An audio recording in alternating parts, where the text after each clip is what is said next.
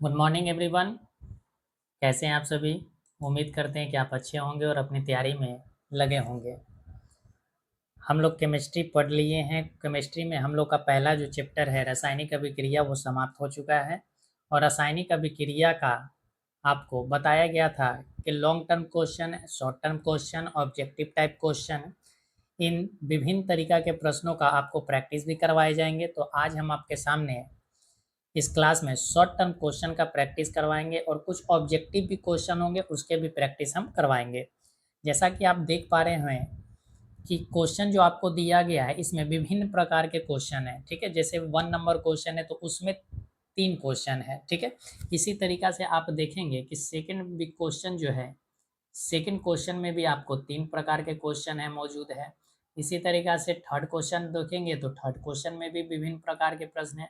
तो इस तरीका से हम आपको प्रश्न करवाने वाले हैं। ठीक है, तो क्या आप तैयार हैं? चलिए, अगर आप तैयार हैं तो आप अपना पेन पेपर लेकर बैठेंगे साथ में और अपनी तैयारी को देखेंगे कि आपने जो पढ़ा है क्या उससे संबंधित ये प्रश्न है या नहीं है, और आपको कितना याद है और कितना आप भूल चुके हैं। तभी तो आपको पता चलेगा कि रिवीजन करना है या नहीं करना है। ठीक है, तो चलो हम लोग अपनी लेक्चर को स्टार्ट करते हैं।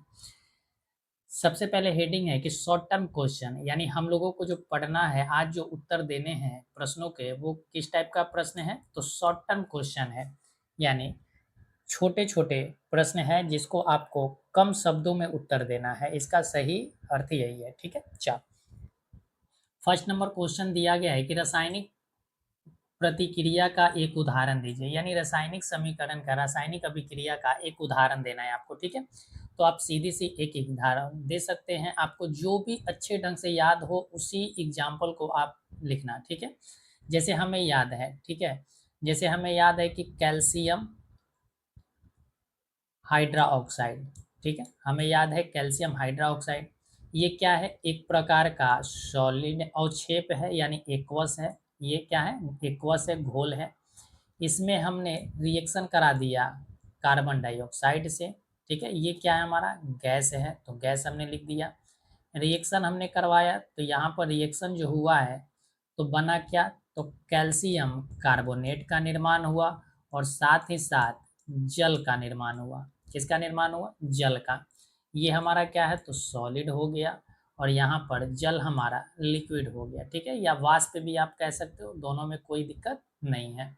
तो ये हमारा क्या है? संतुलित रासायनिक समीकरण है। आप देखोगे तो दोनों तरफ हमें क्या करना होगा? तो मास कंजर्वेशन का रूल अप्लाई करना होगा। अब देखो दोनों तरफ क्या समान है या नहीं है। तो कैल्शियम की संख्या यहाँ पर 1 है, तो यहाँ भी देखो कैल्शियम की संख्या 1 है। ठीक है, ऑक्सीजन यहाँ पर 2 है, हाइड्रोजन भी 2 है।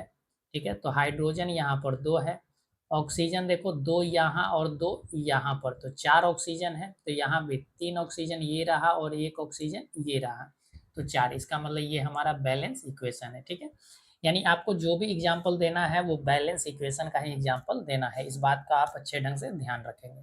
चलो आगे बढ़ते हैं। नेक्स्ट क्वेश्चन है कि उस रासायनिक प्रतिक्रिया की 2 विशेषताएं बताएं जो जिंक कणिकाओं पर पतला सल्फ्यूरिक एसिड डालने पर होता है। ठीक है, आपको यहाँ पर थोड़ा सा हम अच्छे ढंग से एलोबरेट कर देते हैं। यह कह रहा है कि 2 विशेषताएं बतानी है। ठीक है, यहाँ पर लिखा हुआ है कि 2 विशेषताएं बताना है। ठीक है, यानी आपको 2 विशेषता देना है। किसके बारे में? तो कह रहा है कि जिंक कणिकाओं, यानी जिंक है। ठीक है, इस पर कह रहा है कि पतला सल्फ्यूरिक एसिड डाला गया है। ठीक है, यानी तनु विलयन है सल्फ्यूरिक एसिड का, यानी H2SO4 का। ठीक है, तो यहाँ पर क्या विशेषता होगा? तो सबसे पहले देखो जिंक हमारा क्या है? तो जिंक है हमारा मेटल है। ठीक है, और किस अवस्था में है? सॉलिड अवस्था में है। ये हमारा सल्फेट जो है एक्वस है, घोल है हमारा।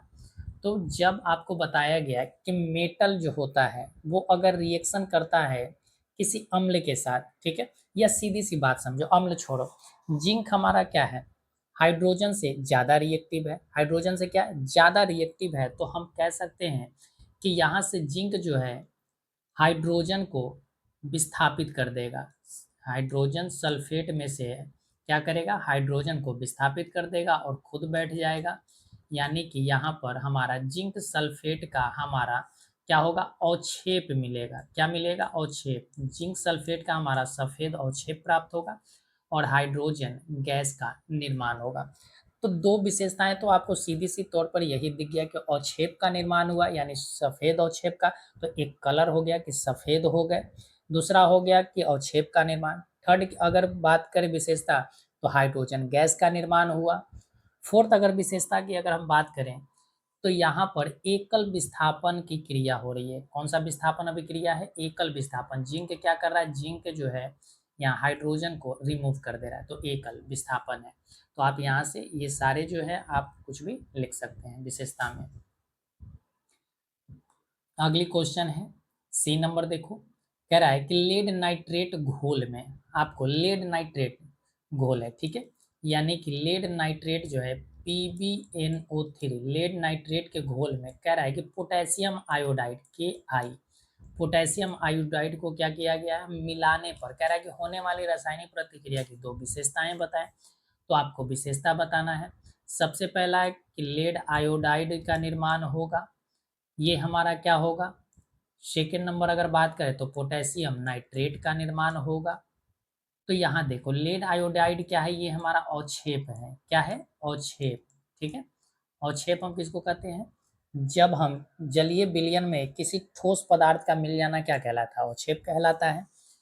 दूसरी अगर बात करें तो इसमें क्या होगा, तो आप देखो कि यहाँ डबल डिस्प्लेसमेंट की क्रिया हुई है। क्या हुआ है, डबल डिस्प्लेसमेंट की क्रिया हुई है, ठीक है। तो यहाँ पर आप लिख सकते हो कि अवक्षेप का निर्माण हो रहा है, डबल डिस्प्लेसमेंट हो रहा है, यानी कि द्वि विस्थापन की क्रिया हो रहा है। क्या है, द्वि विस्थापन हो रहा है, ठीक है। यानी लेड को रिमूव कर रहा है कौन, आयोडाइड, ये पोटेशियम, ठीक है। बात क्लियर है। चल आगे बढ़ते हैं। उम्मीद करते हैं कि आपको समझ में आ रहे होंगे। ये सारे प्रश्न आपको पढ़ाए गए हैं, ऐसा कुछ भी नहीं है कि जो आपको नहीं पढ़ाया गया। सेकेंड नंबर क्वेश्चन है, हमने देखा कि फर्स्ट नंबर क्वेश्चन में भी 3 क्वेश्चन थे, ठीक है, तो 3 क्वेश्चन का आपको प्रैक्टिस करवाया गया। सेकेंड नंबर क्वेश्चन है, आप देखो सेकेंड नंबर में भी 3 क्वेश्चन है, ठीक है। चल कह रहा है कि रासायनिक समीकरण, ठीक है, क्या कह रहा है कि रासायनिक समीकरण, ठीक है, रासायनिक समीकरण क्या है, ठीक है, रासायनिक समीकरण क्या है आपको बताया गया है, एक उदाहरण की सहायता से समझाएं, ठीक है। तो रासायनिक समीकरण कहते किसको हैं, क्या आप बताओगे, ठीक है। देखो किसी भी रासायनिक अभिक्रिया को उसके सिंबॉलिक तरीका से रिप्रेजेंट कर देना ही हमारा क्या कहलाता है, रासायनिक समीकरण कहलाता है, आपको बताया गया है। अब एग्जाम्पल देना है, तो एग्जाम्पल में आप क्या लिख सकते हो, लिख दो, ठीक है। जैसे अगर हम कहें कि आप जिंक ले लो, ठीक है, जिंक को हम ले लेते हैं किसके साथ, तो हम ले लेते हैं HCl के साथ, ठीक है। तो हमारा क्या बनेगा, जिंक क्लोराइड बनेगा, ZnCl2 बनेगा, ZnCl2 बन जाएगा, ठीक है, जिंक क्लोराइड होगा, ठीक है। और बात करें तो यहाँ पर हमारा हाइड्रोजन गैस मूव कर जाएगा, ठीक है। तो यहाँ देखो हमें क्या करना होगा, बैलेंस करना होगा, तो 2HCl कर लेते हैं। अब इक्वेशन हमारा क्या हो गया, बैलेंस हो गया, ठीक है। तो ये हमारा क्या हो गया, हम उदाहरण भी दे दिए, ठीक है। अब देखो इसको सिंबॉलिक तरीका से हम रिप्रेजेंट किया, जिंक तो लिखे नहीं है, आप हिंदी में क्या करते हैं, हिंदी में ऐसे अगर आप जिंक लिखोगे, ठीक है, और प्लस हाइड्रोक्लोरिक अम्ल लिखोगे, तो ये भी अभिक्रिया है, हाइड्रोक्लोरिक अम्ल लिखें, ठीक है। तो ये भी इस तरीका से हमारा अभिक्रिया हो रहा है, ठीक है। लेकिन यहाँ पर समीकरण क्या पूछा था, तो सिंबॉलिक तरीका से रिप्रेजेंट कर देना। जिंक को सिंबल क्या होता है, Zn होता है, हाइड्रोक्लोरिक का फॉर्मूला क्या होता है, HCl होता है। तो ये हमारा क्या हुआ, रासायनिक समीकरण हो गया, ठीक है। चल आगे बात करते हैं।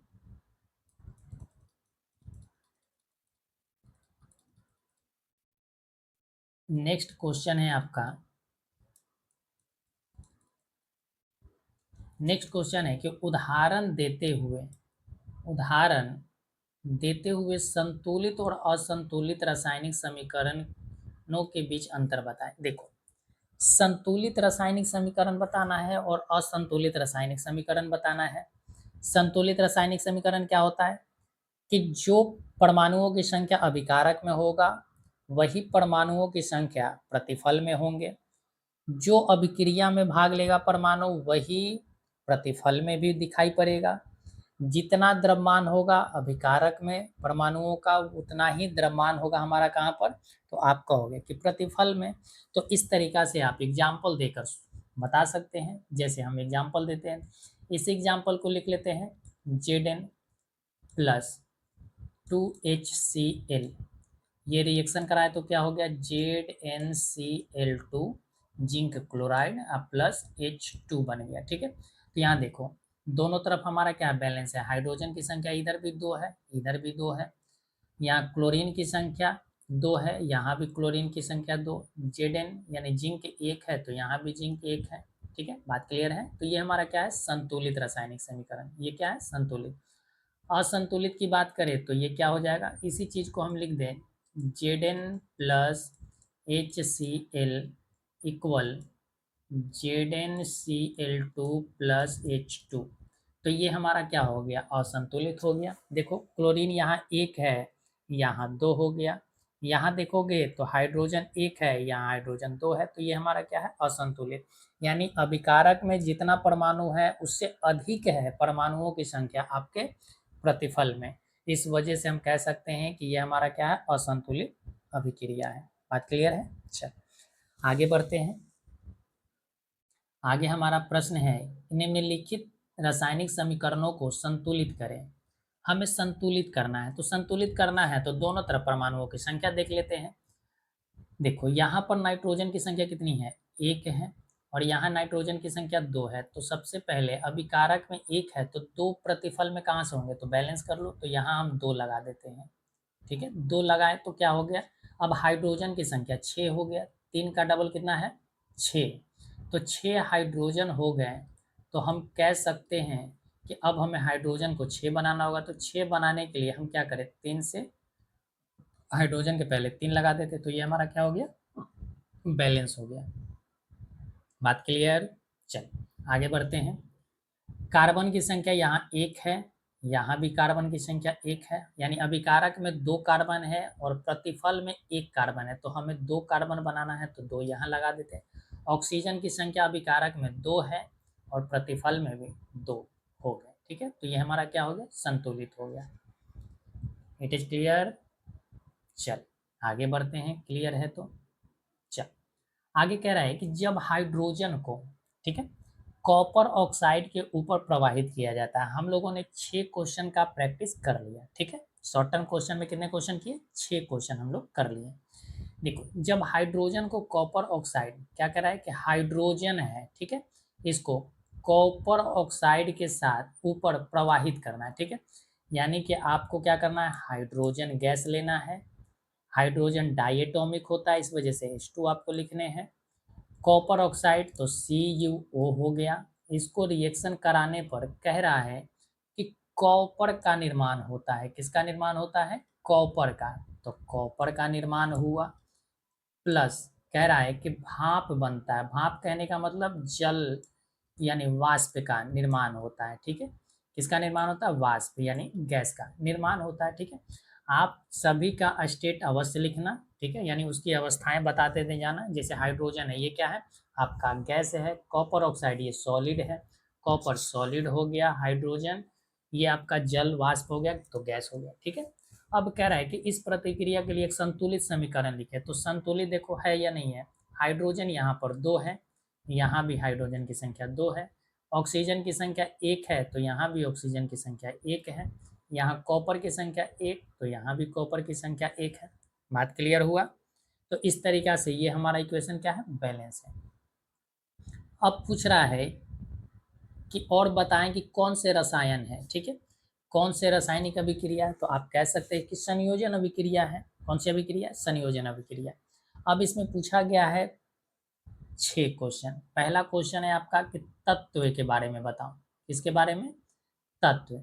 तो तत्व के बारे में आप बता दो। यहाँ हम लिख दे रहे हाइड्रोजन इसमें भाग लिया है, कॉपर भाग लिया है और ऑक्सीजन भाग लिया है। तो तत्वों की संख्या हाइड्रोजन, कॉपर और ऑक्सीजन हो गए। बात क्लियर है। चल यौगिक की बात कर रहा है, तो यौगिक के बारे में यहाँ लिख देते हैं। देखो यौगिक यानी जब 2 परमाणु मिल जाते हैं तो हमारा क्या बन जाता है, यौगिक बन जाता है। तो ये हमारा यौगिक हो गया।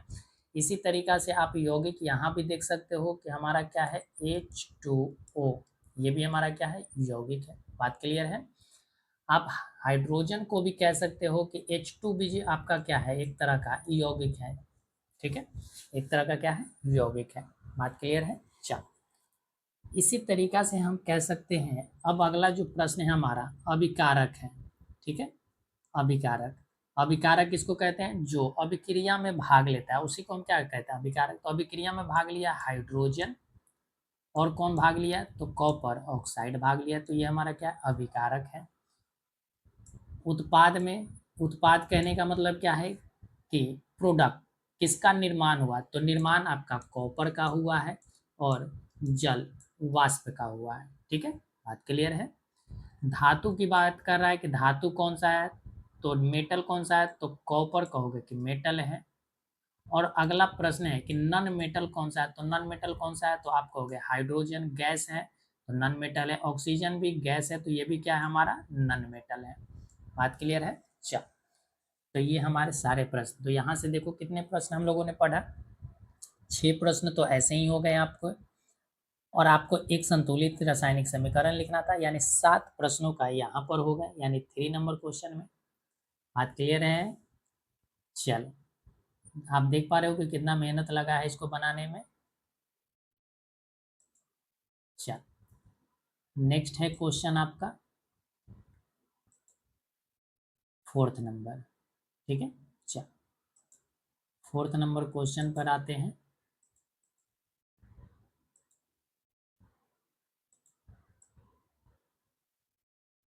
4th नंबर क्वेश्चन कह रहा है कि वे कौन से विभिन्न तरीके हैं, ठीक है। क्या कह रहा है कि वे कौन से विभिन्न तरीके हैं, ठीक है। विभिन्न तरीका पूछा गया है, ठीक है, विभिन्न तरीका है जिनसे किसी रासायनिक समीकरण को अधिक जानकारी पूर्ण बनाया जा सकता है, ठीक है। देखो और भी अगर किसी भी रासायनिक अभिक्रिया को या किसी रासायनिक समीकरण को और भी अगर इंफॉर्मेटिव बनाना है, इंफॉर्मेटिव कहने का मतलब और भी जानकारी पूर्ण अगर बनाना है, तो हम क्या करते हैं कि उसमें भाग लेने वाले अभिकारक और निर्माण होने वाले प्रतिफल में उन सभी का अवस्था की बात कर देते हैं कि अवस्था कौन कौन सा है, यानी कौन कौन सी अवस्था है, यानी भाग लेने वाले जो भी है रिएक्टेंट या प्रोडक्ट, उन सब की अवस्था के बारे में बता देते हैं। और बता देते हैं क्या कि उसमें क्या उत्प्रेरक दिया गया है, यानी उत्प्रेरक के बारे में बता देते हैं। उसके उसमें दाब के बारे में बता देते हैं, ताप के बारे में बता देते हैं, और छेप के बारे में बता देते हैं, रंग के बारे में बता देते हैं। इस तरीका से हम सारे चीज़ों को इंफॉर्मेटिव बना सकते हैं, ठीक है। यानी इन सभी चीज़ों को आप लिख देते हैं तो आपका जो भी अभिक्रिया होगा, जो भी समीकरण होगा, उसको क्या कर दिया जाएगा और भी इंफॉर्मेटिव बना दिया जाएगा। अब यहाँ पर कह रहा है कि एक समीकरण के माध्यम से, उदाहरण के माध्यम से हमें बताइए, ठीक है। तो एग्जाम्पल लिख देते हैं, ठीक है। एग्जाम्पल है आपका, जैसे अगर हम कहें कि कैल्शियम ऑक्साइड, ठीक है, हम लिख देते हैं कैल्शियम ऑक्साइड है, ठीक है। चलो देखो जरा समझो, आपका कैल्शियम ऑक्साइड है। चलो देखिए कैल्शियम ऑक्साइड, ठीक है, ये हमारा क्या है बिना बुझा हुआ चूना यानी सॉलिड है। कैल्शियम ऑक्साइड को हम क्या करते हैं तो उसमें पानी मिलाते हैं H2O, ये हमारा क्या है लिक्विड है, ठीक है। पानी मिलाते हैं तो पानी मिलाने पर यहाँ पर क्या होगा, तो आप कहोगे कि यहाँ पर हमारा निर्माण होगा कैल्शियम हाइड्रा ऑक्साइड का। किसका निर्माण होगा, कैल्शियम हाइड्रा ऑक्साइड का निर्माण होगा। ये हमारा क्या हुआ एक्वस हुआ, यानी घोल हुआ, ठीक है। साथ ही साथ कहेंगे तो यहाँ हमारा हीट उत्पन्न होगा। क्या होगा, हीट उत्पन्न होगा, ठीक है, यानी उष्मा का निर्माण होगा। बात क्लियर है। तो एक ये एग्जाम्पल हो गया। इसी तरीका से और भी आप एग्जाम्पल लिख सकते हो, हम यहाँ पर एग्जाम्पल लिख दे रहे हैं, ठीक है। एक और एग्जाम्पल लिख देते हैं, जैसे हमने लिखा कि कार्बन मोनोऑक्साइड, ये हमारा क्या है गैस है, ठीक है। इसका रिएक्शन हमने करवाया हाइड्रोजन गैस के साथ। किसके साथ, हाइड्रोजन गैस के साथ निर्माण करवाया।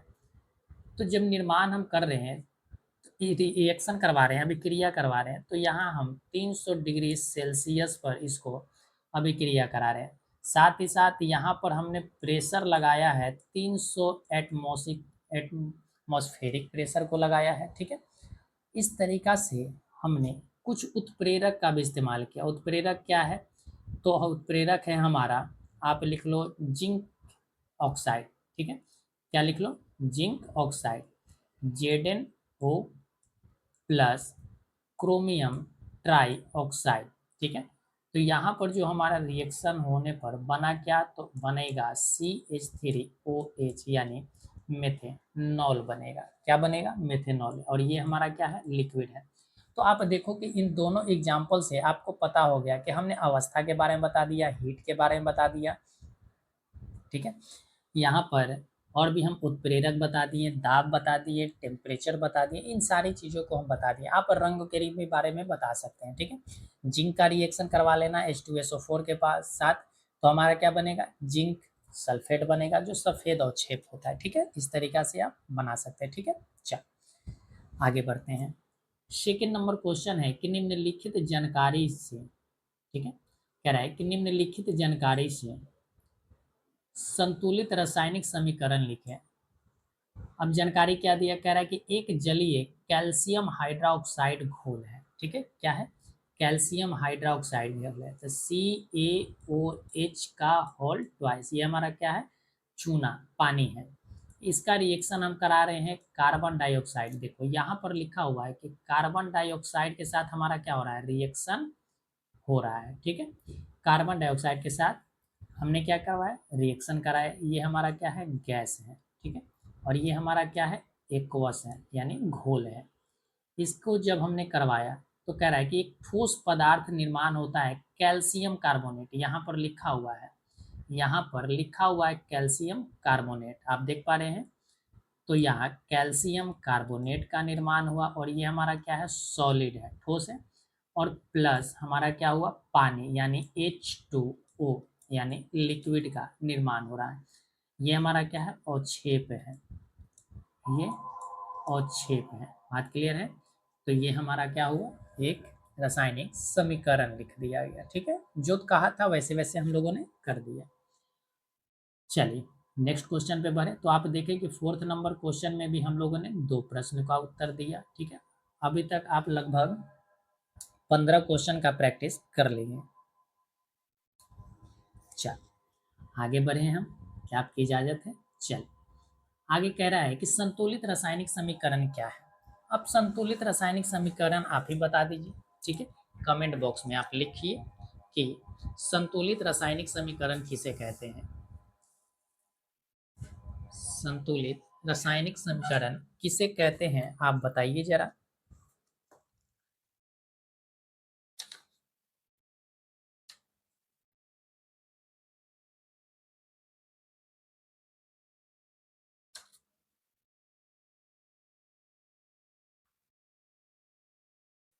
बता पाएंगे?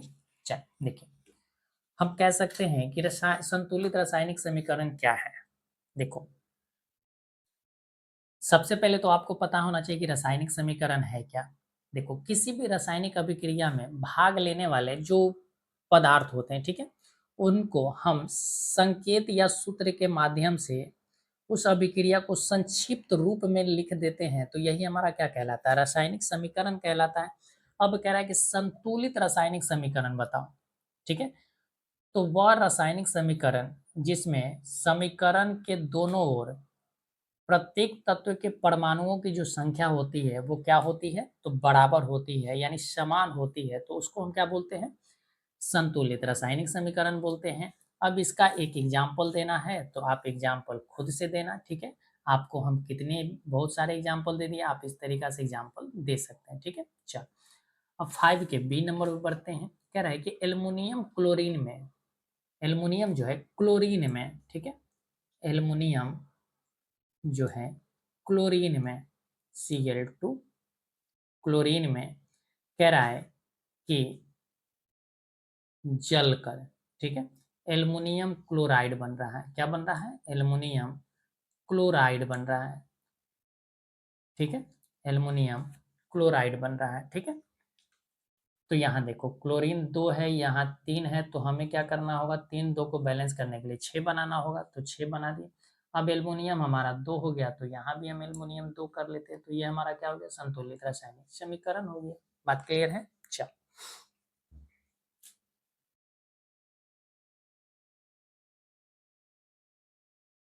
सी नंबर देखेंगे आप क्वेश्चन। ठीक है, कह रहा है कि पोटेशियम धातु, यानी पोटेशियम धातु है।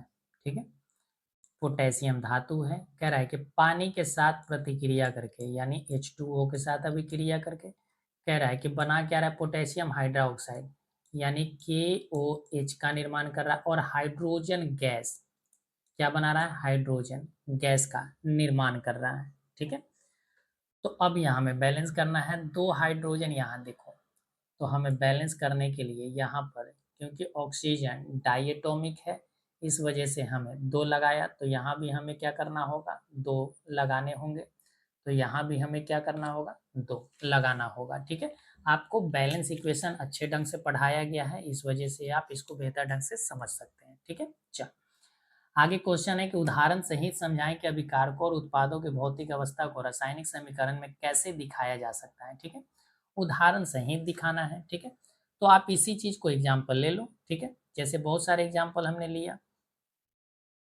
आप क्या ले लो, जैसे मैग्नीशियम ले लेते हैं। ठीक है, मैग्नीशियम हो गया, मैग्नीशियम हमारा क्या है, सॉलिड है, इसको हमने रिएक्शन कराया किसके साथ, तो ऑक्सीजन के साथ रिएक्शन कराया, तो ये हमारा गैस है। अब ये जल रहा है, मैग्नीशियम को जलाया गया है, तो क्या बनेगा, मैग्नीशियम ऑक्साइड बनेगा।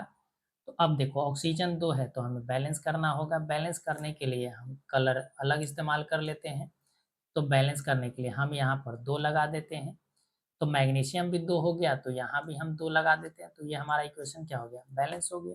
ठीक है, उसकी अवस्था के बारे में भी हमने बताया, मैग्नीशियम ऑक्साइड क्या हो गया, सॉलिड है। ठीक है, तो सॉलिड लिख दिए।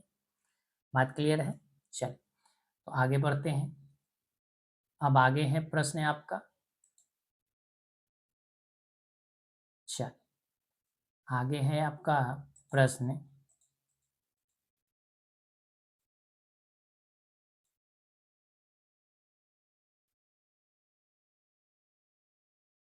क्वेश्चन कह रहा है कि निम्नलिखित में से एंडोथर्मिक प्रतिक्रिया है, यह है, आपको 4 ऑप्शन दिए गए हैं, यानी इसमें ऑब्जेक्टिव टाइप, आपको लगभग हमने प्रैक्टिस करवाया कितने क्वेश्चन का, लगभग आपको 18-20 क्वेश्चन के आसपास में हम लोग ने इसका प्रैक्टिस करवाया। ठीक है, शॉर्ट टर्म क्वेश्चन, अब 2-3 क्वेश्चन है जो आपके ऑब्जेक्टिव टाइप है, फिर नेक्स्ट जो आपका क्वेश्चन आएगा आपके ऑब्जेक्टिव टाइप सेट का प्रैक्टिस करवाया जाएगा।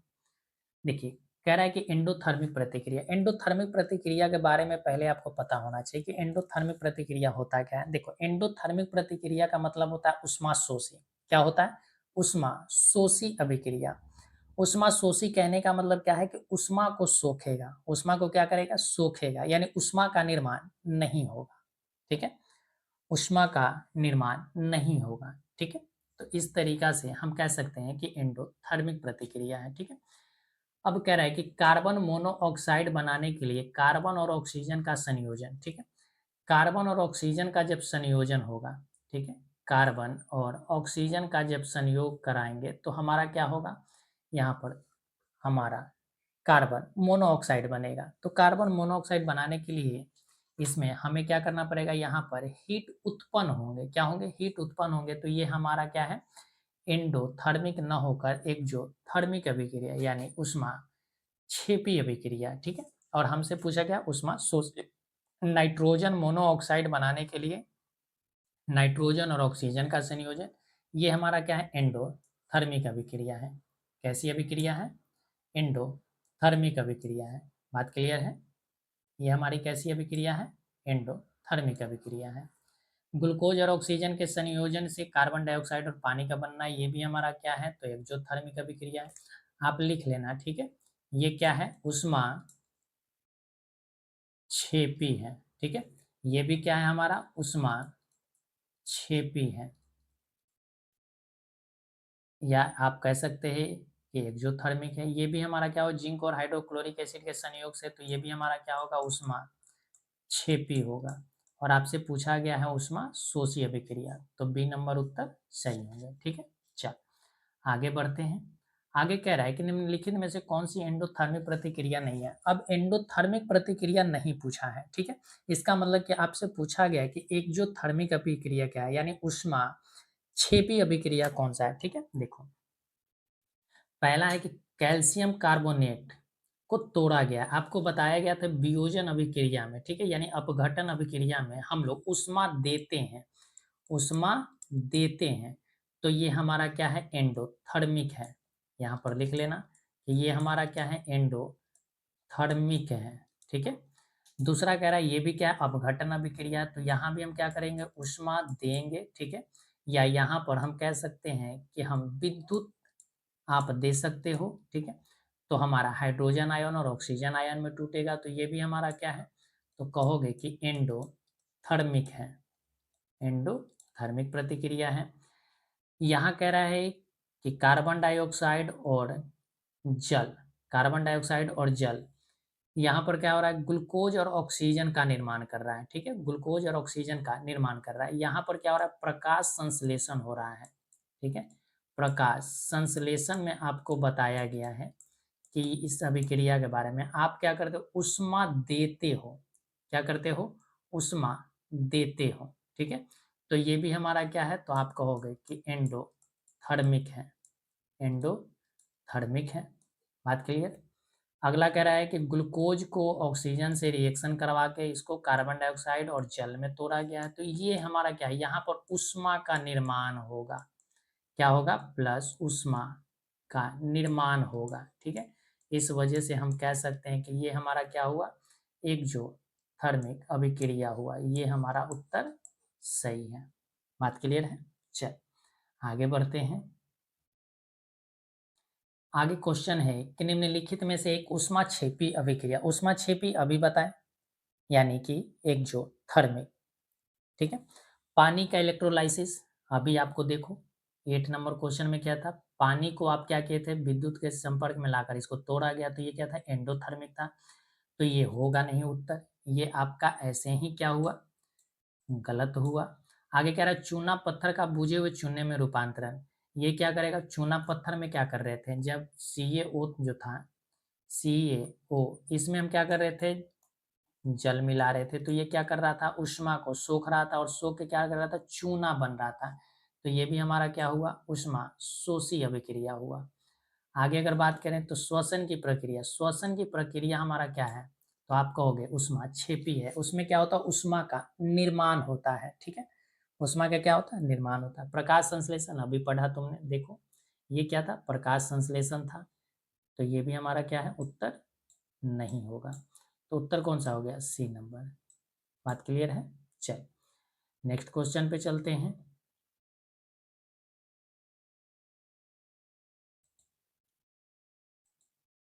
नेक्स्ट क्वेश्चन है आपका,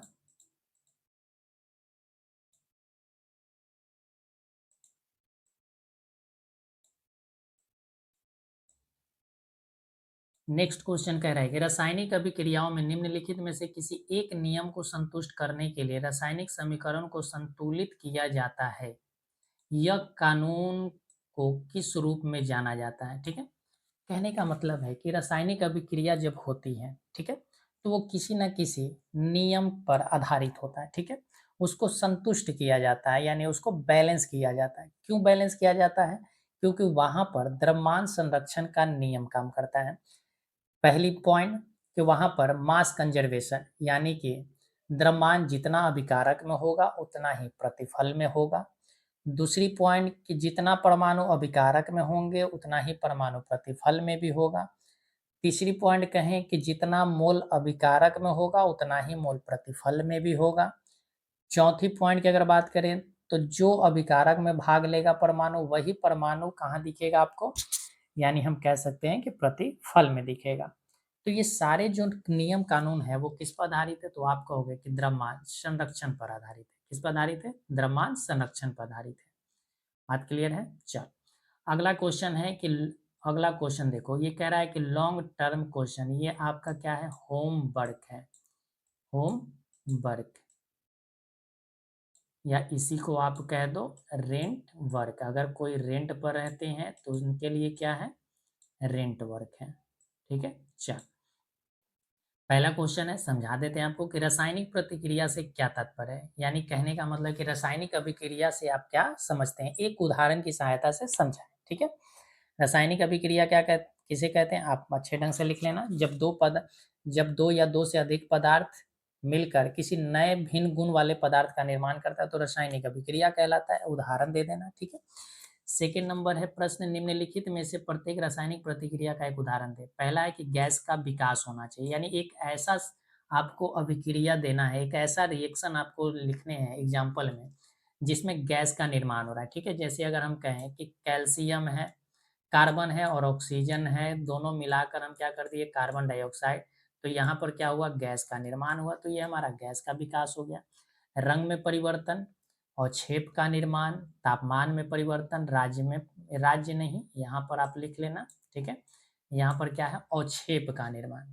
ठीक है, किसका निर्माण, अवस्था में परिवर्तन लिखना, अवस्था में परिवर्तन। ठीक है, बात क्लियर है। चल, तो ये आपके क्या थे, आज के क्वेश्चन थे जो आपको शॉर्ट टर्म क्वेश्चन करवाया गया। ठीक है, आपको धीरे धीरे करके एक एक क्वेश्चन, दो दो क्वेश्चन का आपको प्रैक्टिस के लिए दिया जाएगा, लॉन्ग टर्म क्वेश्चन के लिए। ठीक है, तो आप तैयार रहना। ठीक है, चल, तो आई होप कि आपको ये सारे लेक्चर समझ में आए होंगे और आप अपनी तैयारी को बेहतर किए होंगे और आपको समझ में आया होगा कि हमने जो पढ़ा है क्या वो सही ढंग से एग्जाम में या आज के टेस्ट में आप अप्लाई कर पाए या नहीं कर पाए। अगर आपको नहीं कर पाए, इसका मतलब है कि आपने क्लास को बेहतर ढंग से नहीं किया है। ठीक है, तो चलो फिर मिलते हैं आपसे अगले वीडियो में। तब तक आप अपना ख्याल रखें और अपने बड़े का आदर सम्मान करते रहें। चल, धन्यवाद।